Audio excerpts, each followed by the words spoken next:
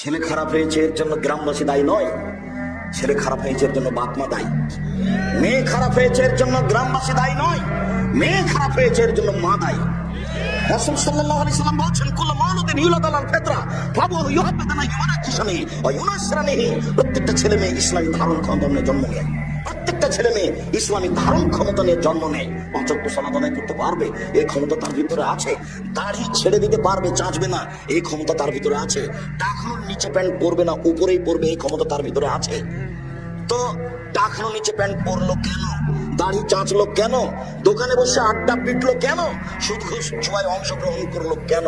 রাসূল সাল্লাল্লাহু আলাইহি ওয়াসাল্লাম বলছেন ওর বাপ মা করতে বলেছে এই জন্য। মেয়েটা নগ্ন পোশাকে আছে কেন? এখন ক্লাস 10-এ পড়ে, ওর বাপ তাহাজ্জুদ পড়ে, এখন বসে আছে মাটি কাপড় নিয়ে। এর জন্য জবাব আমি দিব, ওই কাপুরুষ বাপে দিবে। আমি দিব, যেমন আমি দিয়েছি, যেমন আপনি দিয়েছেন। আপনি প্রস্তুত থাকেন, আল্লাহর নবী আপনাকে বলছেন পাহারাদার এই ছেলেদের, এই বাড়ির পাহারাদার আপনি। জবাব আপনাকে দিতে হবে।